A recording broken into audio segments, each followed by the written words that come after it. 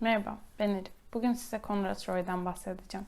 Konrad Roy, 12 Eylül 1995'te Massachusetts, Amerika Birleşik Devletleri'nde dünyaya geldi. Basketbol seviyordu, atletik biriydi. Lisede kürek, koşu, beyzbol takımındaydı. Çok yönlü bir sporcuydu yani. Konrad'ın anne ve babası 2012'de boşandılar. Haziran 2014'te liseden dereceyle mezun olmuştu. Ailesinin New England'da bir aile işi vardı. Babası, dedesi, amcası bu kurtarma işiyle meşguldüler. Meslek olarak, yani meslek adı olarak ne geçer bilmiyorum ama işte şu şekildeydi.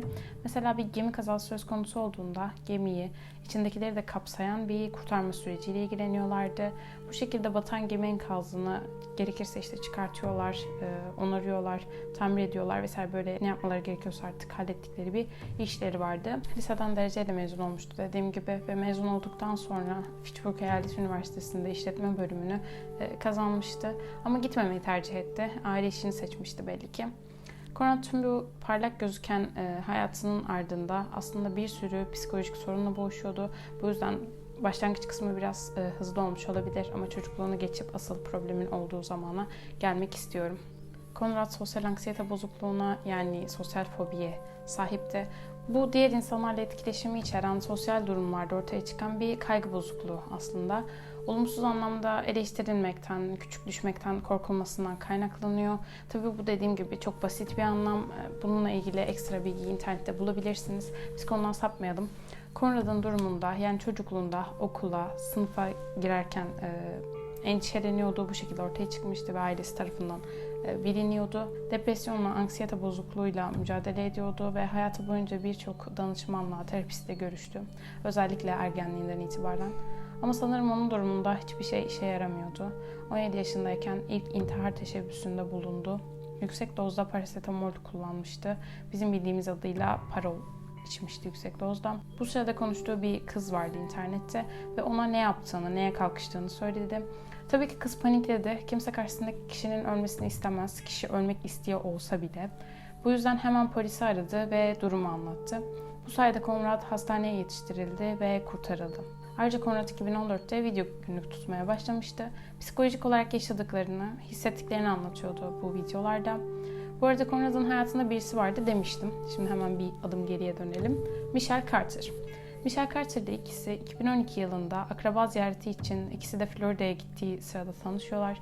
Michelle Konrad'dan bir yaş küçüktü ve konuşurken ikisinin de aynı yerde yaşadıklarından, daha doğrusu evlerinin birbirine 1 saat mesafede olduğunu fark ettiler. İkisinin de psikolojik sorun geçmişi vardı. Michelle 8-9 yaşlarındayken yeme bozukluğuyla mücadele ediyordu. Kendine zarar vermişti. 14 yaşındayken reçeteli ilaçlar, psikiyatrik ilaçlar kullanmaya başladı ve bunlar gerçekten çok ağırdı. Michelle sessiz bir kızdı. O da Konrad gibi sporcuydu. Ortak noktaları fazlaydı, yani sizin de fark edebileceğiniz gibi. İkisi birbirlerine yakın yaşıyorlardı. Fakat tanıştıktan sonraki 2 yıl boyunca en fazla 5 kez buluştular. Buna rağmen internette sürekli konuşuyorlardı. Bilirsiniz bu durumu. Hani aslında fiziksel olarak asla yakın değilsinizdir, görüşmemişsinizdir bile belki birbirinizle. Ama internette her an konuşursunuz. Hatta çoğu arkadaşınızdan daha yakınsınızdır bu online sanal arkadaşınızdan ve birbirinizi çok iyi tanırsınız. Şunu söylemeye çalışıyorum. Kimse Konrad'ın hayatında konuştuğu böyle bir kızın varlığından haberdar değildi. Ama ikisinin arasında gerçekten güçlü bir bağ vardı. Tüm bu süreçte, yani hayatının da olduğu 2 yıl, aslında Konrad'ın da hayatına devam ettiği son 2 yıl boyunca Konrad'ın yaşadıklarından haberdardı Michelle. Ailesinden daha çok haberdardı belki de hatta. İkilinin bir ilişkisi var. Sürekli mesajlaşıyorlar. İşte hatta Michelle birkaç kez Konrad'ın intihar etmesini engelliyor.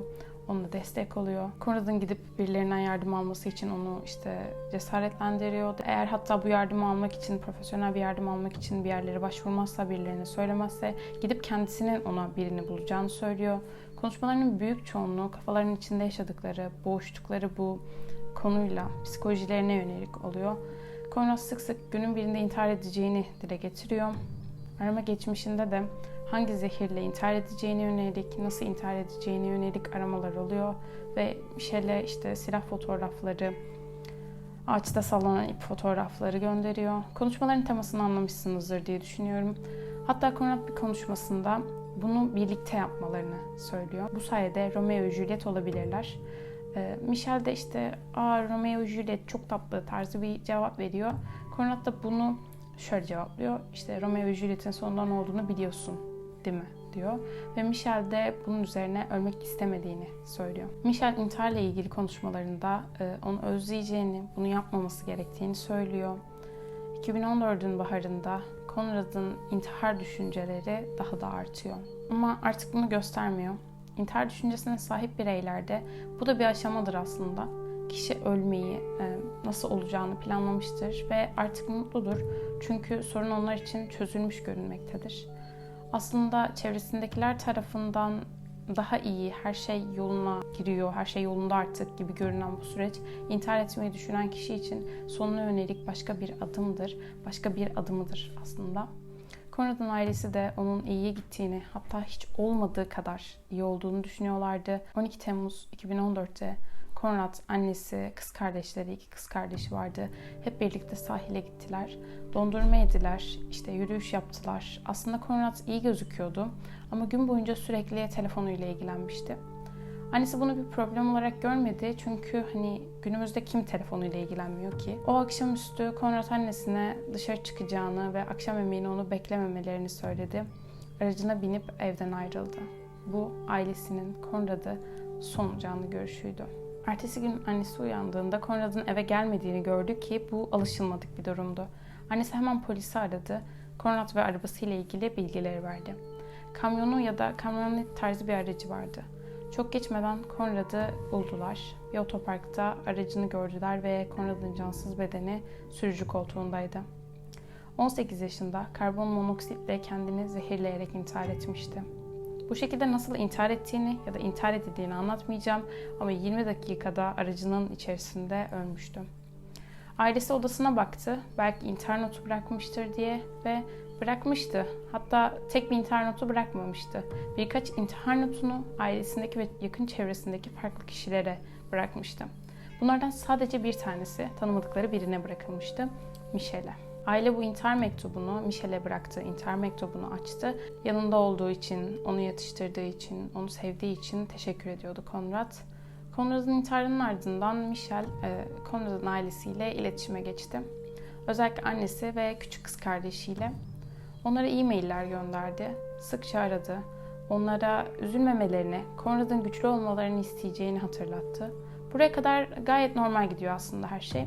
Michel'in yine aileyle konuştuğu bir gün Conrad'ın odasına gelip gelemeyeceğini soruyor.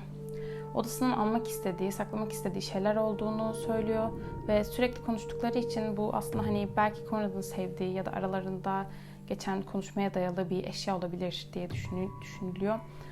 Ama online bir ilişkileri olduğu için bu birazcık da olsa tuhaf karşılanıyor. Conrad'ın küllerinden birazını ona verip veremeyeceklerini soruyor aileye. Ailesinin nasıl bir tepki verdiğini tahmin edebilirsiniz. Çünkü bu kızın varlığından dahi haberdar değillerdi Conrad ölmeden önce. İşler burada da bitmiyor. Michel bunun ardından Conrad'ın ailesinden hiçbirinin haberi yokken Conrad'ın anısına bir beyzbol maçı düzenliyor. Bir hayır kurumuna bağışlanmak üzere düzenliyor bunu. Şimdi bunu niye anlattım bu kadar diye düşünüyor olabilirsiniz. Çünkü dediğim gibi polisin herhangi bir şüpheli durumu görmediği, intihar ederek ölmüş 18 yaşında birisi söz konusu. Bununla ilgili büyük bir gelişme oluyor. Kimin kontrol ettiğini bilmiyorum, ismi paylaşılmamış ama soruşturmadaki polislerden birisi Conrad'ın telefonuna bakıyor. Telefon kontrol ediliyor ve telefondaki konuşmalara bakıldığında Michel'in hiç de gösterdiği gibi, kendini anlattığı gibi destekleyici, Conrad'ın kendisine kötü şeyler yapmasına engel olan, iyi sevgili rolünde olmadığını fark ediyorlar. Bu mesajlarda Conrad'ın ne zaman öleceğini soruyor. Neden hala intihar etmediğini soruyor. Bunu yapacağına inandığını ama artık belki de buna inanmaması gerektiğini, söylediklerine inanmaması gerektiğini söylüyor. Bununla ilgili orijinal metni aşağıdaki siteden ulaşabilirsiniz. Ben Türkçesini sizle paylaşıyorum. Sonra devam edeceğim.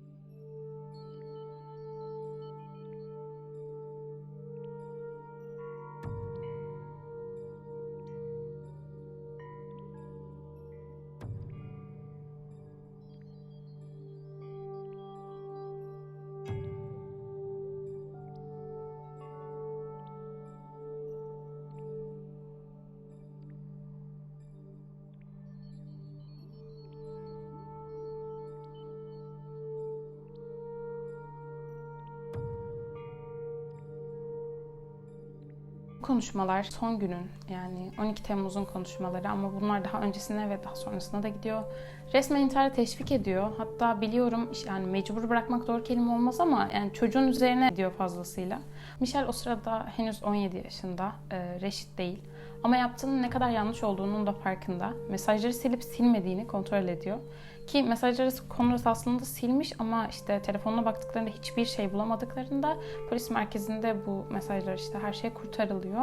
Conrad'ın intihar ettiği gün tam da o saatlerdeki 47 dakika boyunca Michelle ile Conrad'ın ne konuştuklarını bilmiyorduk. Michelle'in Samantha isimli bir arkadaşına attığı mesajlardan o gün telefonda neler konuştukları ile ilgili az da olsa bilgi sahibi olabiliyoruz. Aslında Conrad işe yarayacağını fark ettiğinde arabadan iniyor o gün.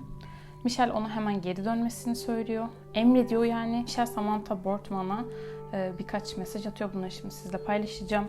Sam, onun ölümü benim hatamdı. Dürüst olmak gerekirse onu durdurabilirdim. Onunla telefondaydım ve o arabadan indi çünkü çalışıyordu ve korktu. Ve ben ona küfrederek geri dönmesini söyledim. Başka bir mesajda, Sam, çünkü ertesi gün yine her şeyi yeniden yapacağını biliyordum. Ve artık yaşadığı gibi yaşamasına, ona öyle sahip olamazdım, yapamazdım, ona izin vermezdim. Bunun ardından Michelle, Conrad'ın annesiyle konuşuyor ve Conrad'ın annesi işte telefonunun inceleneceğini söylüyor. Michelle bunu öğrendikten sonra Sam'e başka bir mesaj atıyor. O da şu şekilde: Sam, eğer onunla mesajlarımı okurlarsa işim bitti. Ailesi benden nefret edecek ve hapse girebilirim. Tabii ki bunlar ortaya çıktıktan sonra Michelle Carter suçlandı. Conrad'ın intiharını planladığı, ona yardım ettiği ve bunu desteklediği çok açık. Michelle Carter 16 Haziran 2017'de istemeden, yani Türkçe'de taksiyle adam öldürme suçundan 2,5 yıl hapis cezası aldı. Amerika Birleşik Devletleri'nde görülen Conrad Roy'un ölümü ve sonrasında işte Michelle Carter'a yönelik bu suçlama süreci oldukça ses getirdi. Çünkü sonuçta online bir ortamda bir şeyler söylenmişti. Yanında değildi. Yani onu buna fiziksel olarak zorlamadı. Bunun nihayetinde Michelle Carter işte yüksek mahkemeye falan çıkıldı. Her neyse 11 Şubat 2019'da 15 aylık hapis cezasını çekmeye başladı. Ve şu an serbest. 23 Ocak 2020'de iyi halden serbest bırakıldı. Sadece o günün ya da bir süre öncesinin mesajlarına bakmazsak aslında telefonla onunla konuşuyordu ve öldüğünü biliyordu. O yüzden birkaç saat sonra attı işte Conrad lütfen yapma falan filan, yapmadığını söyle falan diye attığı mesajları geçiyorum ama 15 Temmuz'dan itibaren attığı mesajlar oldukça duygusaldı. Öldükten sonra neye yarar açıkçası? O süreçte yani intihar etmeye kalkıştığında onu durdurması gerekirdi kesinlikle. Ama hani arabaya geri dönmesini söyleyen kızla intihar ettikten sonraki süreçte işte günlerce duygusal mesaj atan kızın aynı olması korkunç gerçekten. Conrad ve Michelle ile ilgili çekilmiş 2 tane film var. Ne yazık ki ikisini de izleyemedim. Gerçekten çok merak ediyordum ama. Birincisi Seni Seviyorum Şimdi Öl diye bir film. Onunla ilgili fragmanı izledim. Duygusal gözüküyordu açıkçası. Ne anlatıldığını da çok merak ediyordum ama dediğim gibi ulaşamadım. İkincisi de Conrad ve Michelle Kelimeler Öldürse diye bir film. Nasıl ele alındığını gerçekten merak ediyorum. Öyle yani. Bir de Instagram'da en son hani şu anki hesabına baktım. Onunla ilgili de açıklama kısmına bir şey yazmıştı. O da şu: işte hepimiz hata yaparız. Ona kesinlikle o mesajları göndermemeliydim. Beni istediğiniz şekilde, bana istediğiniz şekilde seslenebilirsiniz ama eminim ben sizden daha kötülerini kendime söyledim gibi bir açıklama yazmış. Conrad'ın gerçekten hani kötü bir psikolojik süreçten geçtiği çok açık ve hani kız da yoğun ilaçlar kullanıyordu, hani ağır ilaçlar kullanıyordu ama hani ikisinin birleşmesi de çok kötü olmuş yani, hani bilmiyorum, gerçekten kötü bir olay. Keşke biraz dik dursaymışım. İzlediğiniz için teşekkür ederim. Görüşmek üzere.